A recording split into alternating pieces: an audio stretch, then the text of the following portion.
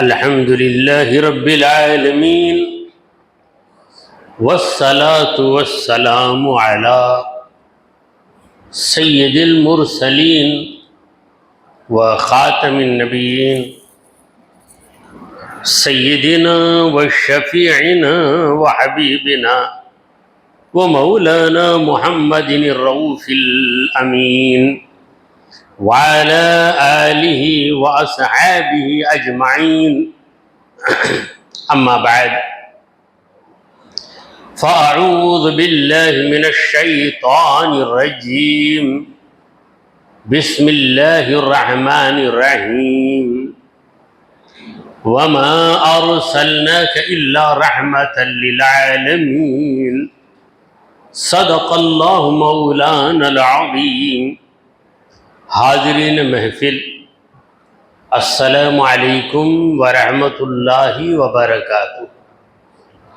رب ذوالجلال کا ہم پر بے پناہ فضل و کرم ہے کہ اس نے ہمیں آقا نامدار احمد مختار مدنی تاجدار دونوں جہاں کے سردار حضرت محمد مصطفیٰ رسول خدا صلی اللہ تعالی علیہ وآلہ وسلم کی بابرکت امت میں پیدا فرمایا.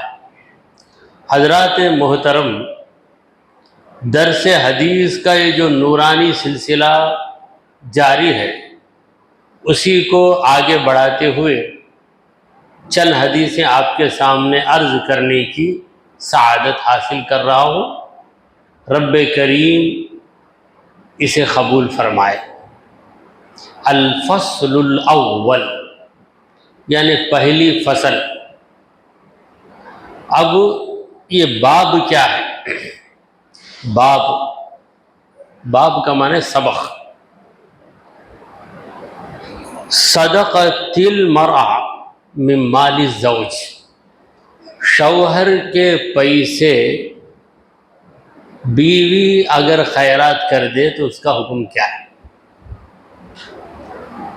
شوہر باہر ہے، اس کے پیسے رکھے ہوئے ہیں، ایسی حالت میں کوئی ضرورت مند آ گیا، رشتہ دار آ گیا یا اجنبی فقیر آ گیا، تو کیا بیوی شوہر کے پیسوں سے خیرات کر سکتی ہے یا نہیں کر سکتی؟ اس بارے میں حدیثیں آئیں. ہمارے نبی کریم صلی اللہ علیہ وسلم نے زندگی کا کوئی گوشہ خالی نہیں چھوڑا. ہر گوشے میں ہمارے نبی کریم صلی اللہ علیہ وسلم کی ہمیں رہبری ملتی. چلے اب اس کا جو باب ہے، جو ٹاپک ہے، وہ تو ہماری سمجھ میں آ گیا.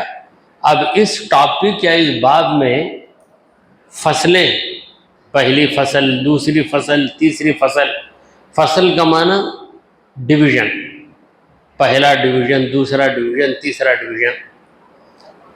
الفصل الاول عن عائشہ قالت قال رسول اللہ صلی اللہ علیہ وسلم اذا انفقت المرأة من طعام بیتها غیر مفسدۃ کان لها اجرها بما انفقت ولزوجها اجره بما کسب وللخازن مثل ذلك لا ينقص بعضهم اجر بعض شیئا. متفق علیہ. اس حدیث کو روایت کرنے والی ہیں بی بی عائشہ صدیقہ رضی اللہ تعالی عن عائشہ، یعنی بی بی عائشہ سے یہ حدیث منقول ہے یا مروی ہے. بی بی عائشہ نے کہا کہ اللہ کے رسول محمد مصطفیٰ صلی اللہ علیہ وآلہ وسلم نے فرمایا کہ جب عورت اپنے گھر کا کھانا خیرات کرتی، خرچ کرتی ہے، خیرات کرتی ہے، غیر مفسدہ، اس کھانے کو برباد کرنے کی نیت سے نہیں بلکہ خیرات کرنے کی نیت سے، یا زیادہ بنا کر شوہر چھڑے گا اس لیے ادھر ادھر دے کر یہ کہنا کہ دیکھو خالی ہو گیا، یہ ارادے سے نہیں۔ گھر میں کھانا ہے، مگر کھانا کس کی ملکیت ہے؟ شوہر کی ملکیت ہے، کیونکہ وہی کمایا ہے، وہی خرید کر اناج دیا، نمک دیا، ساری چیز وہی مہیا کیا ہے۔ عورت کا کام ہے پکانا۔ تو اگر کوئی عورت اپنے گھر میں پکے ہوئے کھانے میں خیرات کر رہی ہے، مگر وہ خیرات کیسی ہو؟ غیر مفسدہ، اس عورت کا خیال کھانے کو برباد کرنا نہ ہو، یا اپنے شوہر کو پریشان کرنا نہ ہو، دوسروں کو دے کر کہنا کہ بھائی تم نے بہت کم اناج دیا اس لیے کھانا ختم ہو گیا۔ بعض عورتوں میں عادت ہوتی ہے شرارت، خواہ مخواہ اپنے شوہر کو پریشان کرنا، یہ چند عورتوں کی فطرت ہوتی ہے۔ تو ایسی فطرت والی عورتیں واقعی بہت ہی شیطانی فطرت کی عورتیں۔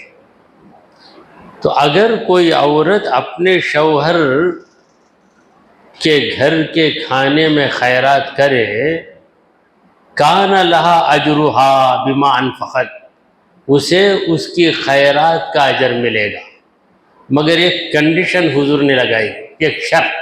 وہ کیا ہے شرط؟ عورت کی نیت خراب نہ ہو، چیز کو برباد کرنا یہ نیت نہ ہو، بلکہ سامنے والے کی ضرورت پوری کرنے کے لیے اس طرح کرے۔ وَلِزَوْجِهَا أَجْرُهُ بِمَا كَسَبَ، اس کے شوہر کو بھی اجر ملے گا، کیوں؟ اس لیے کہ وہی کمایا تھا۔ خیرات کرنے کا اجر اسے ملے گا عورت کو، کیونکہ ایک ضرورت مند کی ضرورت پوری کر رہی ہے، اور شوہر کو بھی اجر ملے گا اس لیے کہ وہی حلال طریقے سے کمایا تھا۔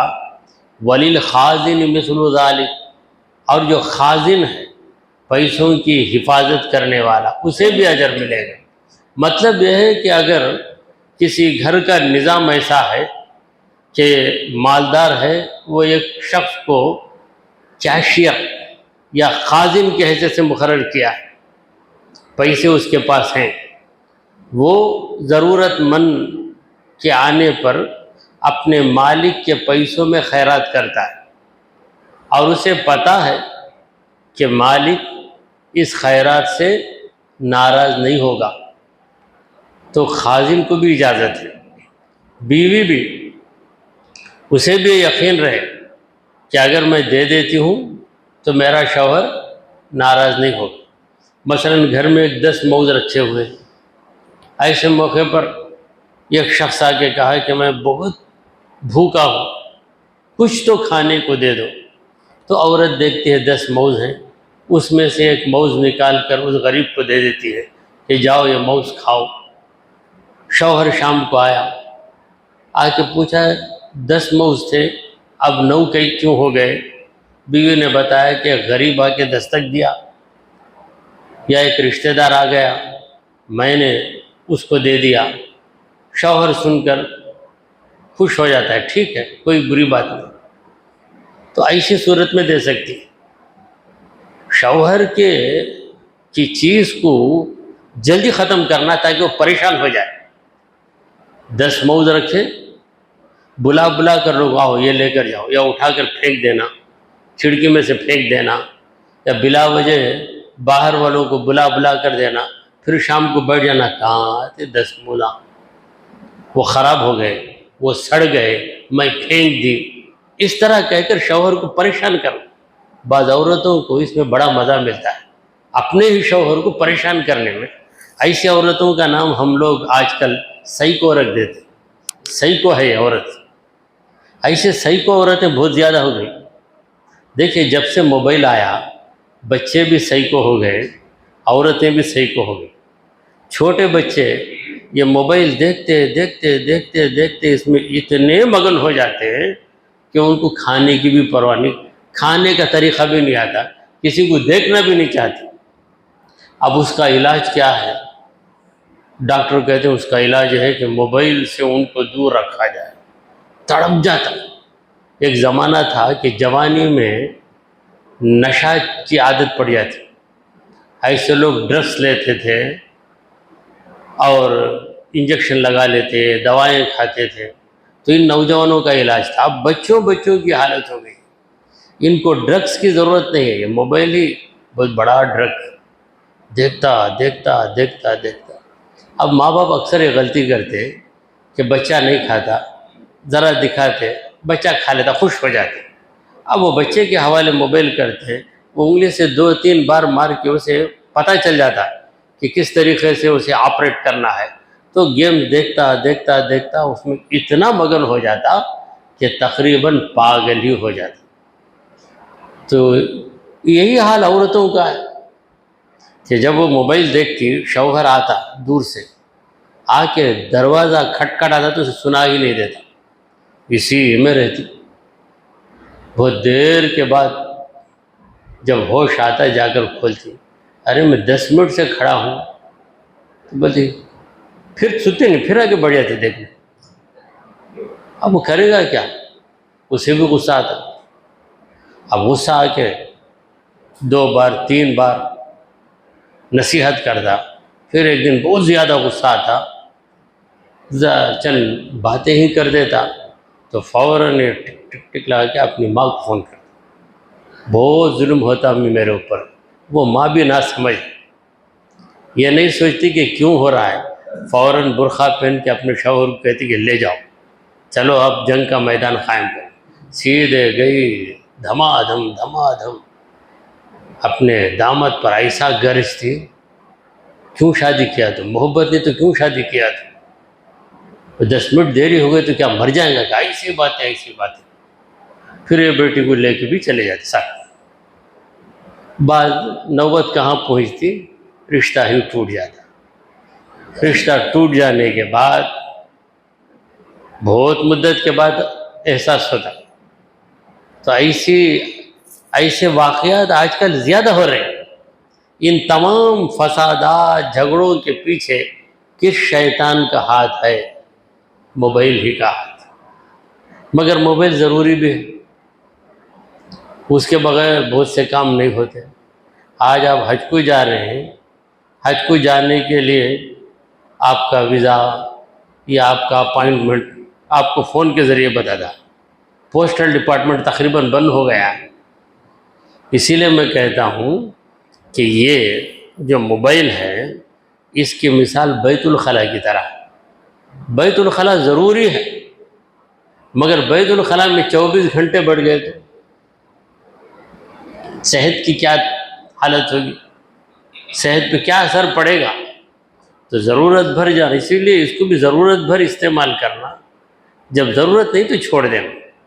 تو بات چل رہی تھی کہ اگر کوئی عورت اپنے شوہر کے گھر کا کھانا خیرات کر دیتی ہے تو عورت کو خیرات کا ثواب ملے گا، شوہر کو بھی خیرات کا ثواب ملے گا۔ عورت کو اس لیے کہ اس نے سخاوت کی، اگر وہ نہیں دیتی تو غریب مانگ مانگ کر چلے جاتا ہے، بھوکا مانگ مانگ کر چلے جاتا ہے۔ اگر مرد نہیں کماتا تو عورت خیرات کہاں سے کرتی۔ اسی طرح جو خازن ہے، جس کے پاس پیسے کی ذمہ داری ہے، وہ بھی اگر خیرات کر دے تو اسے بھی ثواب ملے گا۔ لا ينقص بعضهم اجر بعض شیئا، یہ دوسرے کے اجر کو کچھ بھی نہیں کم کرے گا۔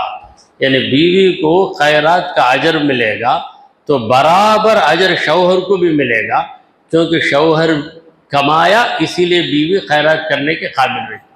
اب رہی بات خازن کی، جس کو ہم خزانچی بھی کہتے ہیں، یہ ہر گھر میں نہیں ہو سکتا، کسی مالدار کے پاس ہی ایسا ہوگا، یعنی ہزاروں لاکھوں کے پیسے اس کے پاس ہیں، تو حفاظت کے لیے وہ کسی کو تنخواہ پہ خازن مقرر کرتا ہے۔ کوئی غریب آیا، 1000-2000 کا مطالبہ ہے، مالک کو پوچھے بغیر دے دیا، پھر مالک کے آنے کے بعد بتا دیا کہ میں اتنا دیا، تو مالک ناراض نہیں ہوگا، اسے معلوم ہے۔ تو خازن چونکہ دیا، اپنا مال نہیں دیا، مالک کا دیا، مگر ذریعہ بنا، اس لیے اسے بھی ثواب ملے گا۔ دیکھیے ہم ذریعہ بنتے ہیں تو بھی ہم کو ثواب ملتا ہے. اللہ کا کرم دیکھیے. مسجد کے لیے پیسوں کی ضرورت ہے، آپ نہیں دے سکتے، آپ کی کسی دوست سے آپ گزارش کرتے ہیں، آپ کی گزارش کی وجہ سے وہ دیتا ہے تو اسے تو سخاوت کا ثواب ملے گا. آپ کے کہنے کی وجہ سے دیا اس لیے آپ کو بھی ثواب ملے گا. تو ان چیزوں کو معمولی نہیں سمجھنا چاہیے. متفق علیہ، یہ حدیث صحیح بخاری صحیح مسلم دونوں کتابوں میں، اسی لیے اس حدیث کو متفق علیہ کہا جاتا ہے. اب چلیے دوسری حدیث کی طرف ہم بڑھتے ہیں. وعن ابی ہریرہ قال قال رسول اللہ صلی اللہ علیہ وسلم اذا انفقت المرأة من کسب زوجها من غیر امرہ فلها نصف اجرہ. متفق علیہ. حضرت ابو ہریرہ رضی اللہ تعالیٰ عنہ سے روایت ہے، وہ کہتے ہیں کہ اللہ کے رسول محمد عربی صلی اللہ تعالیٰ علیہ وآلہ وسلم نے فرمایا کہ جب عورت اپنے شوہر کی کمائی میں خرچ کرتی ہے، ناجائز خرچ نہیں جائز خرچ کرتی ہے، من غیر امرہ، شوہر کے حکم کے بغیر، شوہر نے نہیں کہا، شوہر اپنے کام سے نکل گیا، وہ نہیں کہا کہ 100 روپے خیرات کر، نکل گیا، مگر جب غریب آیا تو بیوی اپنی مرضی سے غریب کو دے دیتی ہے، مگر بیوی کو یہ پتہ ہے کہ میری اس خیرات سے میرا شوہر راضی رہے گا، ناراض نہیں ہوگا، یہ پتہ ہے. کبھی کبھی ضرورت پہ کام کرنا ہی پڑتا ہے. ایک شخص آ گیا، پیاس کی وجہ سے تڑپ رہا ہے، ایک گلاس پانی دو. ہم اسے پانی دیے بغیر بیٹھے. پھر جب مالک آیا، مالک نے آ کر کہا کہ بھائی وہ پیاس سے تڑپ رہا ہے، مرنے جا رہا ہے، اسے دو. نہیں، آپ کی اجازت نہیں اس لیے میں نہیں دیا. جہاں اجازت لینا وہاں ضروری ہے، جہاں ضرورت پڑ جائے تو اجازت کے بغیر ہی کرنا. ایسے لوگوں کو چھتری کا نوکر کہتے ہیں. ایک شخص چھتری پکڑ کے جا رہا تھا مالک کے ساتھ، اچانک مالک گر گیا، گڑھا آیا گر گیا. گر کے وہ پریشان ہے، یوں ہی کھڑا ہوا ہے چھتری لے کے اور اس کے سامنے جا کے اس کو سایہ دے رہا ہے. وہ سنبھل کے اٹھ کے کہا کہ بھائی میں گر گیا، میرا ہاتھ پکڑنا تھا. آپ کا حکم تھا چھتری پکڑو، بس اتنا ہی میں کروں گا، اس سے بڑھ کر کروں گا تو بے ادبی ہو جائے گی. یہ بے ادبی سے بچتے بچتے تو مجھے جان سے ہی مار دے گا کیا؟ تو جہاں ضرورت ہے وہاں پر فوراً کر دینا چاہیے. ہر جگہ پوچھنا کرنا یہ مناسب نہیں رہتا ہے. تو حضور اکرم صلی اللہ علیہ وسلم فرماتے فلاح نصف اجرہ، تو عورت کو اس کا آدھا اجر ملے گا. تو اگلی حدیث میں فرمایا کہ اجر ملے گا، یہاں فرمایا کہ آدھا اجر ملے گا. کیوں آدھا اجر؟ اس لیے کہ آدھا کام ہی بیوی کا ہے. خیرات کے لیے 2 چیزیں ضروری ہیں. پہلی چیز کمانا، دوسری چیز خرچ کرنا. آدھا کام شوہر کر دیا، کمانے کا کام شوہر کر دیا، اب یہ خرچ کرنے کا کام کر رہی ہے، اس لیے اسے آدھا اجر ملے گا اور باقی اجر شوہر کو ملے گا. شوہر کو تو ڈبل اجر ملے گا کیونکہ چیز اسی کی ہے. عورت نے خیرات تو کی ہے ضرور، سخاوت کی ہے عورت ضرور، لیکن پیسہ کس کا ہے؟ پیسہ شوہر کا ہے. متفق علیہ، یہ حدیث بھی صحیح بخاری صحیح مسلم دونوں کتابوں میں آئی ہے، اس لیے اس کو کہتے ہیں متفق علیہ. چلیے ایک اور حدیث آپ کی خدمات عالیہ میں عرض ہے. وعن ابی موسیٰ الاشعری قال قال رسول اللہ صلی اللہ علیہ وسلم الخازن المسلم الامین الذي يعطي ما امر به كاملا موفرا طیبتا به نفسه فيدفعه الى الذي امر له به احد المتصدقین. متفق علیہ. اب یہ حدیث میں نے حدیث کو عربی میں پڑھا ہے، سمجھ میں آئے یا نہ آئے مزہ تو ملے گا، کیونکہ الفاظ کس مبارک ہستی کے الفاظ ہیں؟ سرکار دو عالم صلی اللہ علیہ وسلم کی مبارک زبان سے نکلے ہوئے الفاظ. اس حدیث کو روایت کرنے والے ہیں ابو موسیٰ اشعری، حضرت ابو موسیٰ اشعری رضی اللہ تعالیٰ، وہ کہتے ہیں کہ اللہ کے پیارے حبیب ہمارے دلوں کے طبیب محمد رسول اللہ صلی اللہ علیہ وسلم نے فرمایا کہ مسلمان خازن، جو امانت دار، خازن یعنی خزانچی. اب عام طور پر خازن مسجد کا ایک ہوتا ہے، مدرسوں کا ہوتا ہے، ہر ادارے کا ایک خازن ہوتا ہے.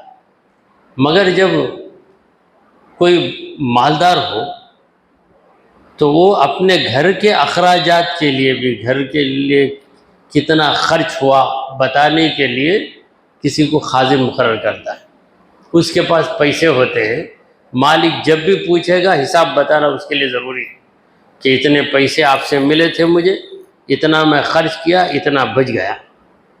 تو ایک مسلمان خزانچی جو امانت دار ہو اور وہ شخص دیتا ہے ما امر علیہ بھی، جس چیز کے دینے کا حکم اسے ملتا ہے دیتا ہے. مثلا ایک کمپنی کا مالک یا بہت بڑا دکاندار ہے، اس کا ایک خازن ہے، وہ کہہ رہا ہے کہ دیکھو فلاں آدمی کو جا کے 10,000 دے کے آ جاؤ. امانت دار خازن کیا کرے گا؟ جا کر فوراً 10,000 دے کر آ جائے گا. اگر خیانت والا ہو تو 10,000 کے بجائے اسے 8,000 دے دے گا، 2,000 اپنے پاس رکھ لے. کیونکہ مالک اتنا مصروف ہے کہ پھر پوچھ نہیں سکتا کتنا دیا، اور جس کو پہنچا وہ بھی شرمندگی کی وجہ سے نہیں کہہ سکتا کہ آپ مجھے 8,000 ہی بھیجے تھے. بس وہ جب ملے گا، کئی دنوں کے بعد ملے گا، مل کر کہے گا کہ آپ نے مجھے تحفہ دیا، شکریہ، یہی کہے گا. مثلا کوئی بڑا تاجر ہے، دولت مند آدمی ہے، اس نے کہا کہ فلاں مسجد کے امام صاحب کو یا فلاں مدرسے کے استاذ کو یہ میرا نذرانہ ہے، جا کر دے کے آ جاؤ. اب وہ گئے، یہ خازن کو ذمہ داری دے رہا ہے. یہ اگر امانت دار ہے تو جو رقم بتائی گئی وہ رقم جا کے ان کو دے دے گا. اب وہ زمانہ ایسا نہیں تھا، فون کا زمانہ نہیں تھا. اب تو فون کا زمانہ ہے. یہاں بھیجتے ہی خازن جاننے کے پہلے وہ میسیج چلے آتا، میں فلاں کو تمہارے پاس بھیجا ہوں. اگر یہ کم دے گا تو میسیج کر دے گا کہ اتنی ہی رقم ملی. مگر پرانے زمانے میں وہ چیز نہیں تھی، جا کر وہ رقم دے دیتا. تو جو خازن یا خزانچی جب اس کی نیت بگڑ جاتی تو کم دے کے آ جاتا، اور یہاں آ کے سنا دیتا میں دے دیا. ان کو بھی تسلی ہو جاتی، اور وہ صاحب کب سنائیں گے؟ کئی مہینوں کے بعد ملاقات ہوتی، کبھی ملاقات بھی نہیں ہوتی. تو یہ سمجھتے کہ اتنا ہی مجھے بھیجا. 20,000 کے بجائے اگر 15 دے دیا تو سمجھے کہ 15 ہی مجھے دیا ہے. تو ایسی حرکتیں چلتی ہیں، بیچ والے ایسی حرکتیں بہت زیادہ کرتے ہیں. تو جو امانت دار مسلمان خازن دیتا ہے جتنا دینے کا اسے حکم دیا گیا ہے، کاملاً موفر، پورے کا پورا پہنچاتا ہے، موفراً فراخی کے ساتھ پہنچاتا ہے، اس میں کمی نہیں کرتا. طیبتاً بہ نفسہ، اپنے دل کی خوشی کے ساتھ دیتا ہے. کبھی ایسا ہوتا ہے کہ مالدار تو دیتا ہے، اس کے پاس جو نوکر ہے اسے بہت برا لگتا. کوئی آیا مانگنے کے لیے، نوکر راضی ہے، نوکر کہتا ہے کہ یہ 5,000 روپے فلاں صاحب آئیں گے دے دو. تو جب وہ غریب آتا ہے، وہ اونر نہیں رہتا، نوکر رہتا، نوکر اسے ڈانٹتا، کیا بار بار آ جاتے، عقل نہیں تم کو؟ بھائی یجمان بلائے تھے، وہ صاحب بلائے تھے، اس لیے وہ کیوں بلاتے؟ آئندہ سے نہیں آنا تھا. اس کو ڈانٹ کے بھیجتا. دینے والا دیتا ہے تو تیری کیوں جل رہی ہے؟ تیری جان پہ کیوں مصیبت آئی؟ تیرا پیسہ تو نہیں دے رہا، وہ دینے والا ہے، تیرا کام بس پہنچانا. پہنچانے میں بھی تجھے پریشانی ہو رہی. اسی لیے حضور اکرم صلی اللہ علیہ وسلم فرماتے ہیں کہ جو خازن ہے اسے ذمہ داری دی گئی کسی چیز کے پہنچانے کی، کسی غریب کو پیسہ دینے کی، تو خازن مسلمان ہے، امانت دار ہے، اور جتنا اس کو کہا گیا ہے وہ دے رہا ہے، پورے کا پورا دے رہا ہے، اس میں کچھ بھی کمی نہیں کر رہا ہے، تو دل کی رضامندی کے ساتھ دے رہا ہے۔ حضور اکرم صلی اللہ علیہ وسلم لوگوں کی نفسیات کو جانتے ہیں۔ حضور جانتے ہیں کہ بہت سی مقامات پر ایسا ہوگا کہ مالک دینے کے لیے تیار ہے، دے رہا ہے، لیکن بیچ میں جو اس کا چمچہ ہے وہ چمچے کو پسند نہیں آتا، وہ کاٹ کے چھوڑتا۔ کبھی مالک کو ہی بولتا کیا ضرورت ان کو دینے کی، مالک بولتا یہ تیرا کام نہیں، زیادہ دم نہیں ہلانا بول کے ڈانٹ دیتا اس کو۔ تو وہاں کچھ نہیں چلتی، آنے والے غریب کو دیکھتا کوئی نہیں، وونر سے بڑھ جاتا ہے نوکر، اس کو ڈانٹتا، جھڑکی دیتا۔ اب وہ غریب جا کے کب شکایت کرے، کیونکہ مالک تو اتنا مصروف ہے کہ اس سے ملاقات ہی نہیں ہو سکتی، اب کیسے اس کو سمجھائے گا؟ بس یہ ڈانٹ کر اس میں جو دینا ہے اس میں کچھ کمی کر کے دیتا۔ 5,000 دینے کا وہ وعدہ کیے تھے، اس لیے میں 5,000، کیا پیسوں کا جھاڑ لگ کر ہے ان کے پاس؟ 5,000 سب نے 3,000 ہی دے، لے کر جاؤ۔ اب وہ سمجھتا شاید 5 کا وعدہ تھا، پھر کسی وجہ سے وہ 3,000 دے رہے ہیں، اسے کیا پتا بیچ میں یہ کاٹ رہا ہے، اس لیے وہ خاموشی سے چلے جاتا ہے۔ ایسے بھی بیچ کے لوگ رہتے ہیں خازن۔ تو حضور اکرم صلی اللہ علیہ وسلم اسی لیے بڑی وضاحت کے ساتھ کہتے ہیں کہ جتنا کہا گیا وہ پورے کا پورا دے اور فراخی کے ساتھ دے، اس میں ایک پائی بھی کم نہ کرے، اور دل خوش رہے جس کا، یہ بیچ میں جو خازن ہے اس کا دل بھی خوش رہے۔ فَيَدْفَعُهُ إِلَى الَّذِي أُمِرَ لَهُ بِهِ، پھر دل کی خوشی کے ساتھ پورے کا پورا، مثلا کہا کہ یہ 10 آم ہیں، کوئی ایک شخص آئے گا یا یہ 10 آم لے کر فلاں صاحب کے گھر پہنچا دو، جاتے جاتے اپنے گھر میں 2 آم رکھ کے جاتا، صرف 8 آم جا کے پہنچاتا، کم کر لیتا اسے۔ ایسا کم نہیں کرنا، بلکہ وہ 10 آم دیا، ایک ایکسٹرا آم اپنے پاس پڑا ہے وہ بھی ملا کے 11 آم دے دیا تو بہت اچھا ہے، گھٹانا نہیں۔ حضور فرماتے ہیں پورے کا پورا بھی دیا، موفراً، فراخی کے ساتھ دیا، یعنی اپنی طرف سے بھی کچھ ملا کر دے دیا۔ بعض ایسے بھی خازن ہوتے ہیں کہ مالک 11,000 بھیجتا ہے، یہ سوچتا ہے میں بھی تحفہ دوں مولانا کو، لیکن میں کیسے دوں گا، 1,000 روپے دوں گا تو یہ حضرت کی شان کے خلاف ہے، لہٰذا میرا جو مالک 10,000 دیا اس میں میرے 1,000 روپے ملا کر دے دوں گا تو وہ سمجھیں گے کہ 11,000 بھی میرا مالک دیا، وہ جو بھی سمجھے مجھے تو 1,000 روپے سخاوت کرنے کا ثواب مل جائے گا۔ اس طرح کوئی ملا کر بھی دیتا ہے تو وہ بڑا خوش نصیب، بظاہر وہ بیوقوف ہے، دیتا بھی ہے اور کسی کو بتاتا بھی نہیں۔ یہ لوگ کہیں گے ارے جس کو بتانا ہے وہ تو جانتا ہی، انسان کو بتا کے کرنا کیا ہے، جس کو بتانا ہے رب کو، رب تو جانتا ہے، اسے بتانے کی ضرورت نہیں۔ اس طریقے سے اگر کوئی دیکھیے، اس میں عجیب بات یہ ہے کہ دینے والے کو تو ثواب ملے گا، مگر جس شخص کو دینے کی ذمہ داری دی گئی وہ تو پوسٹ مین، میرا نوکر، میں اگر میرے نوکر کے پاس کہوں کہ یہ 10,000 روپے لے جا فلاں ایڈریس پہ جا، ان کا نام فلاں فلاں ہے،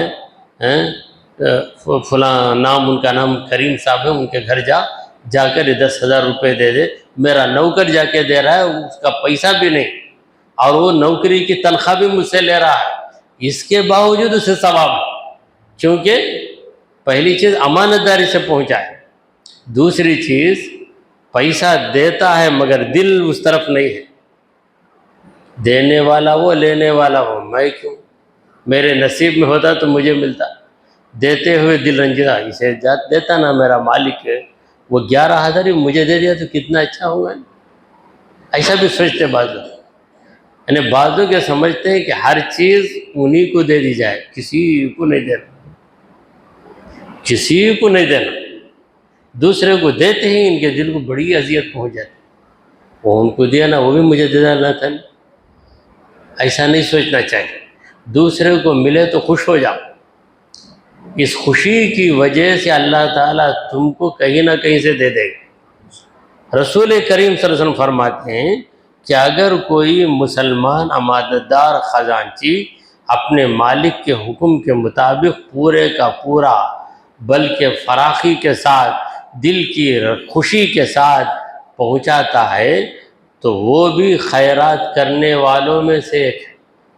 احد المتصدقین، یہ مالک کو خیرات کا ثواب ملا، مگر یہ جو خازن ہے نوکر، اس کو بھی ثواب ملا، مگر 3 شرطیں.